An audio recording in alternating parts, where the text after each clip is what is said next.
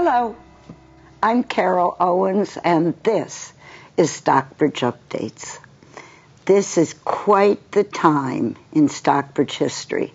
Tonight, 6:30, there will be the continuation of the public hearing on the disposition of the DeSisto School, 35 to 37 Interlaken. They've asked for a special permit for developing. We'll see what happens. There may be a conclusion tonight on the 13th. In the alternative, they may meet again on the 15th, and that may be a decisive meeting. The following Monday, May 19th, is our town meeting, and while there are only 17 warrant items, one will be removed at the meeting. The 17th, why do they always put the most controversial in last place? Warrant Article 17 will be very exciting. It has to do with how Stockbridge is going to control development going forward. I remember 50 years ago when I moved here, everybody was saying, wouldn't it be wonderful if Stockbridge attracted tourists and seasonal homeowners 12 months a year? Well, we got what we wished for, and now we have to manage it. Then the following day, on the 20th, is our town election, and there's one contested race, and that is the very important seat for Select Board. So everybody stay cool. We'll get through it, and it'll all turn out well. And talk about something that's going to turn out well, this program, because I have the most delightful guest. And that would be Charlie Flint. You all know him. He was the owner of a very popular antique store. He has been a speaker on objects and events historical, and he is known to be sometimes hysterical. Welcome, Charlie Flint. Thank you, Carol, for having me. No, completely my pleasure. Right. Now, I'm gonna put you to work. Okay. If I walked in to a kitchen in the 18th century, that's the 1700s, folks. If I walked into a kitchen in the 1700s, what would I see? Well, you would smell first. Okay. Because there'd be food cooking. You would see a lot of activity around the walk-in fireplace. Next to it, built in, would be Dutch oven. And you would probably see a pot, kettle on a crane cooking. They would make soup from whatever foods they had on the farm. These are back in the colonial days, the colonies. Exactly, colonial. And they would put in whatever vegetables they had, whatever herbs they had, whatever meat, whether it was chicken or deer or bear or whatever they caught. And they would be cooking it, simmering it for over a long period of time. And they would make bread in the bread oven. So the flavors would be spectacular in the house. But in the colonial days, people all worked very, very hard. It wasn't like today where, all right, today I'm going to go work outdoors. Back then, they had no choice. Everybody had to do something, even if you were 5 years old. Everybody had a project. Everybody was busy. And it had no difference in whether you're a man or a woman. Jobs had to be done. Mostly, women would often be responsible for the household and surrounding household. Often, if they tapped the maple trees near the house, well, that would be taken care of by the women, because the men would be out in the field plowing or doing one job or another. If they were a blacksmith, they would be in their blacksmith shop. If they were a cooper, they would be making shoes. So everybody had a job to do, and it was from morning to night. And it's hard for us to realize, But there was nowhere to buy anything. Oh, no. Slowly stores, supplies started. People would take trips from, say, the Berkshires to Boston. Well, the whole trip would take 2 months. Oh, my goodness. Yeah, they traveled maybe a mile or two a day. If they had a wagon, it would be faster by horse. And they would come back with supplies. And the supplies would be sold as people needed them. And back then, there was just as much bartering going on as there was actual exchange of money. And many times, people would take credit. If there was a store would be someone's home, they would have supplies that they brought back from, say, Boston. They would often barter, or they would take credit. And so if somebody had to run in to get certain foods, they didn't have to pay for it, but they would just take it off their bill, the amount of money they had at the store. So there was an awful lot of bartering going on for supplies and for services, and back in the kitchen, what was this? Yeah, I brought a few objects as requested. As requested. I love this stuff. Yeah. Now, you told me what this was, so I'm not going to guess. There's one object here that you still didn't tell me what it was, so I'll make foolish guesses when we get to that. But now, what was that? It's a butter paddle. It's for separating the curds from the whey. It was like cottage cheese with liquid. If you want to get the liquid out, so they would push it. And if you look at this, it has a thumbnail mark from many, many years of use. And this is... Show your hand that way so they can see what you're doing. So, like this? No, and put your finger there, the way it would. Yeah. Yeah. Yeah. So, see, and they press it that way. Yeah, and so butter paddles actually were quite common, because once they were making butter and it started to curdle, they wanted to separate the two.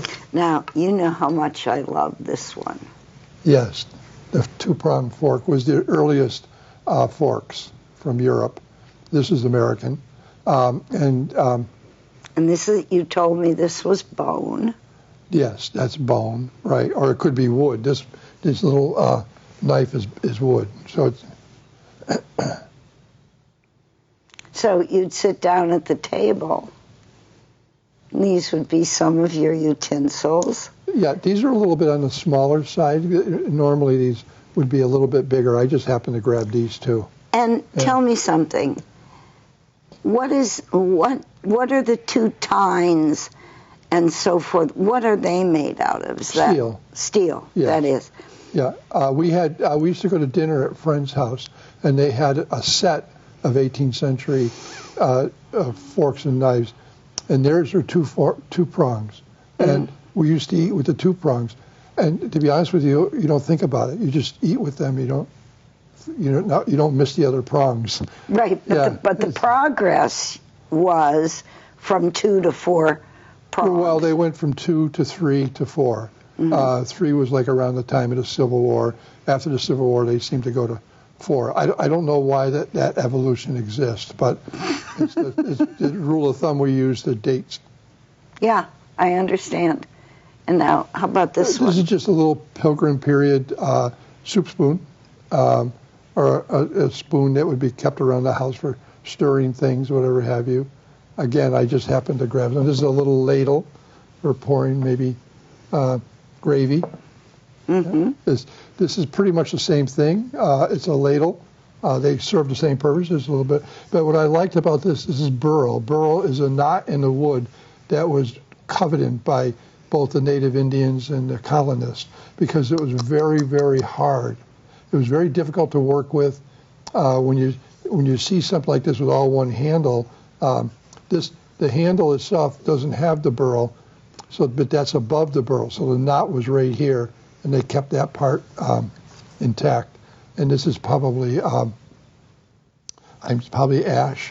and but a burl grows on every tree.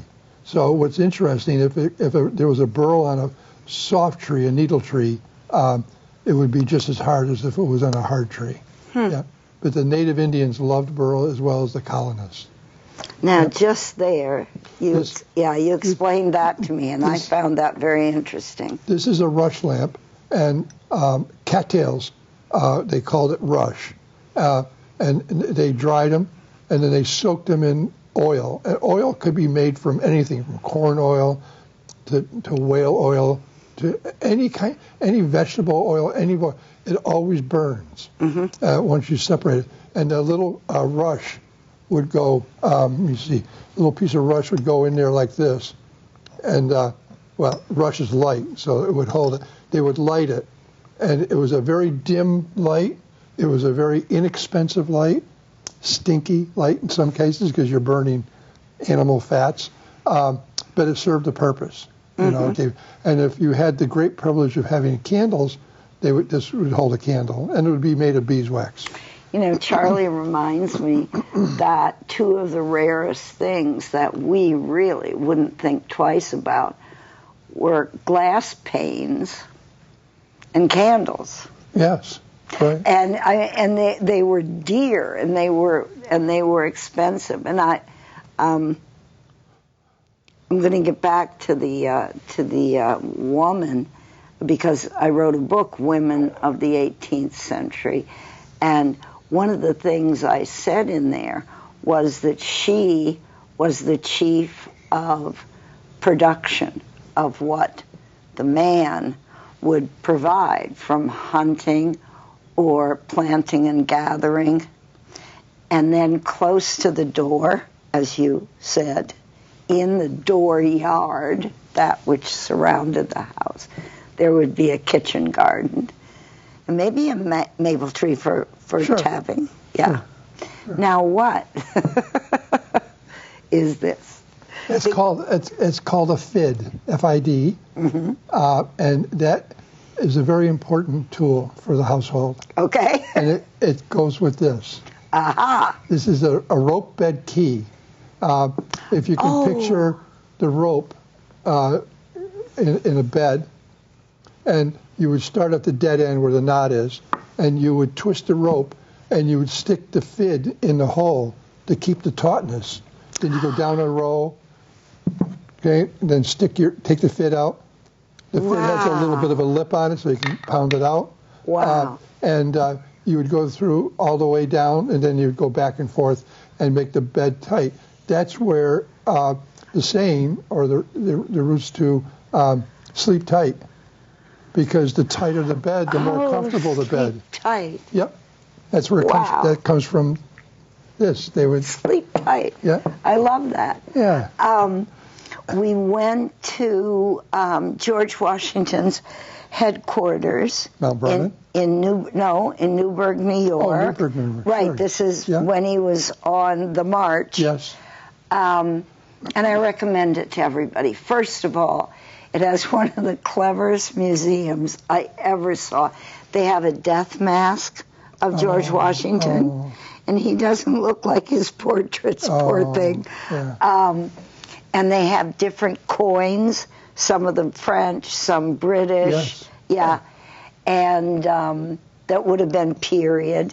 Yes. And period costumes and a period nightshirt. Wow. Why it didn't fall apart, I don't know. Yeah. But you must take a ride to Newburgh. Yeah, I will now. And it's right on the river. Yeah. It's right on the Hudson. I've been wanting to go. I've been researching someone from Lennox that has a connection to Newburgh. So Yes. I've been wanting to go there. Yes. Let me tell you one more thing, because I want to ask you a question, and then I want to hear about that, because I know that's a project of yours. But one more thing about Newburgh and Sleep Tight. I looked at the beds. They allowed us to go. It's separate from the big building where I guess lots of people stayed. There was a separate building that was for George and Martha Washington, because Martha had figured out that if she ever wanted to see her husband again during the Revolutionary War, she would have to travel to him, because he was going to be on the march. So she would come to the headquarters in Newburgh, and they showed me their bedroom. And this had the shortest bed I ever saw. And I'm looking at it and looking at it. And finally I said, good grief, how tall was George Washington? Well, he was perfectly tall. What it was he believed in sitting up when he slept. Oh. Yeah. Really? So the bed is only about 3 feet long. Wow.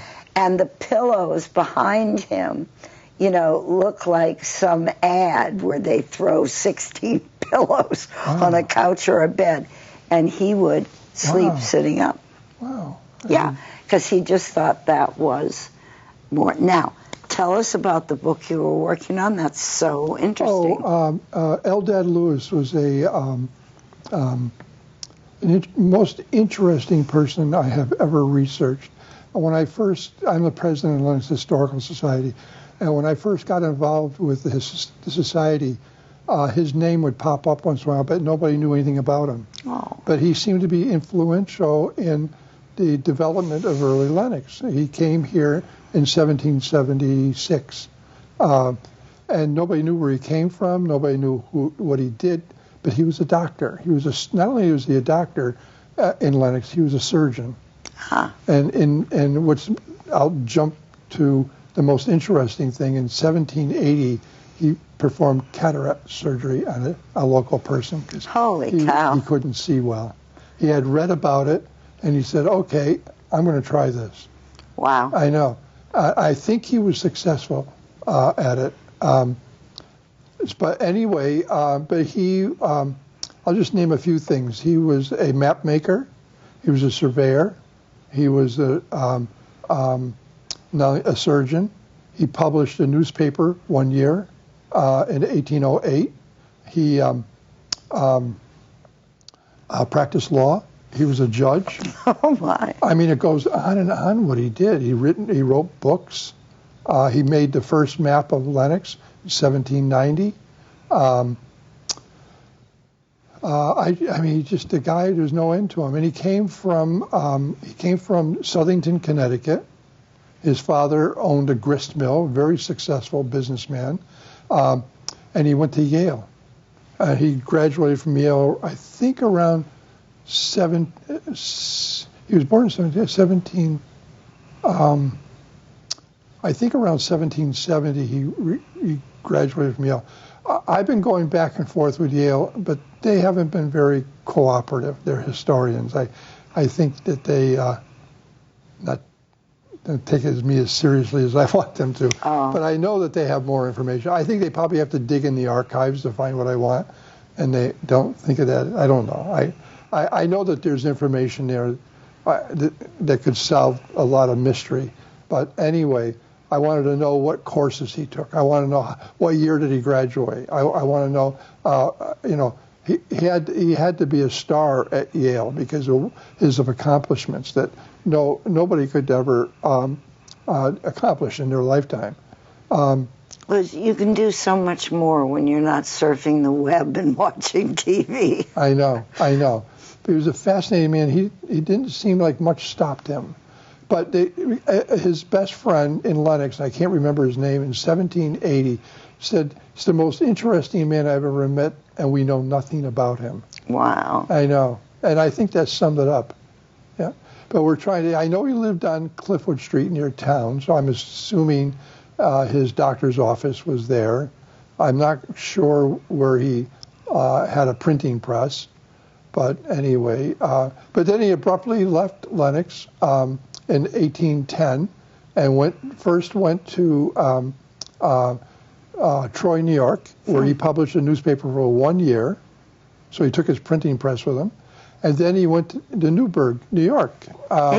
And he stayed there. He passed away in 1823. You have to go to Newburgh? I've been going back and forth with them. They know nothing about it. No, you've got to drive down there, and you go to George Washington's headquarters, and in that museum are the best, nicest, most cooperative historians and archivists. Wow. Okay. And then maybe, is there any idea where he lived in Newburgh, or have they preserved anything? Nothing. This has been the most challenging research a project I've ever had. Yeah, but I think it's so exciting. I've been writing to everybody. I've been contacting people at Southington Historical Society, Farmington Historical Society, the State Museum of Massachusetts, State Museum, Historic Society in Massachusetts, Historic Society in Connecticut. I mean, we're going back. Everybody gives me little tiny bits and pieces here and there. Yeah, but it's been a fun project. Oh, he started the Berkshire Medical Association in Pittsfield. And they knew nothing about him, so I've been feeding them what I find, so they'll have it in their archives. They have a historic library at the BMC, which very few people know about. I wonder why he abruptly left Lenox, because we don't know. We don't know why. We don't even know why he came to Lenox. We don't. There's so much that we don't know. What year did he come again? 1776, and then he went into the Revolutionary War. Right. So that was 7 years after it was founded, and the cross in population between Connecticut and Berkshire County, it was permeable. The population in Lenox... Hundreds of people went back and forth. The population in Lenox in 1770 would have been about 800 families, I think. I think I remember that. Yeah. But I did just finish a book on Dodgetown in Lee. So that's a whole different conversation. Well, we've got a little time. We got a little. You want to talk about that? Sure. Yeah, that was another challenge because very little was known about Ashel Dodge and where he came from and stuff. And Ellen Whittier asked me, Scarfaro Whittier asked me to give a little lecture on it. I realized that I didn't know any more than I already posted in Facebook on the historical site. So I said, okay, I'm going to go do some research. And oh my God. It was a huge challenge, and I started contacting people everywhere, but I found out that Ashel Dodge was a blacksmith that came from New London, Connecticut, and he bought a 100-acre lot in the foothills of the October Mountain, and he wanted to start a town, and this predates Lee, and he came here I think around 1760, and he bought a plot of land, and other plots were starting to sell, and so anyway, he built a blacksmith shop, and he sold half his land to his brother. So he didn't have time to farm it, and his brother was probably farming his 50 acres plus half of Ashel Dodge's land, But it's interesting. In the early days, everybody worked together. Yeah. It wasn't, even though Ashel Dodge was probably really busy blacksmithing, when it came to time of harvesting, everybody pulled their work. If they built a barn, everybody in the neighborhood built the barn. It wasn't done by just one person. And I think because it's like anything that's rare. Yeah. There were more trees than people. There were very small populations. About the time you're talking about, there were 27 families in Pittsfield. Right. So everybody was valued. Right. And when it gets more crowded, people seem to have less value, but we should try to remember to value everyone. No, it's true. It's true. But anyway, Lee turned out to be a better location for a town. It wasn't on the hillside. So he didn't quite make it. To be a town, then you had to have a meeting house, you had to have a church, right. And you had to have a school. Minister. You had to have a school. He was in the process of building a church/meeting house. In Lenox, the church on the hill was originally the town meeting house. Sure. They were built for both. So, sure. And that building, the old Lenox Town Hall, I'm drawing a blank. One other building. Oh, the Academy building were designed by Eldad Lewis. Oh, nice. Yeah, he was an architect. Because they're lovely. Architect building, yeah. And then the Brown building right along the same strip was originally a church, right? The Brown, but on Church Street? No, right next to Main Street. Oh, yeah, that's the church on the hill in the valley. But I don't know how old. I think that's that's later. 1870s. I think it might be later. Yeah. Yeah. I don't know why they have two churches.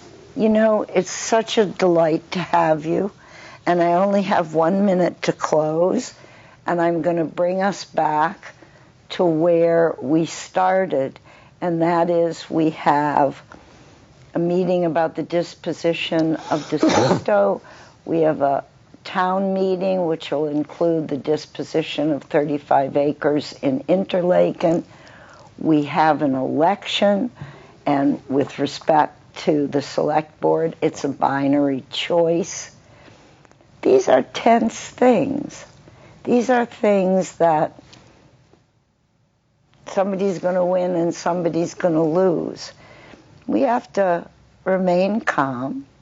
Remember what Charlie said, that in our beginnings, we respected everyone and we worked together. Let's come together with respect and get the best decisions and on all those upcoming issues. Thank you so much.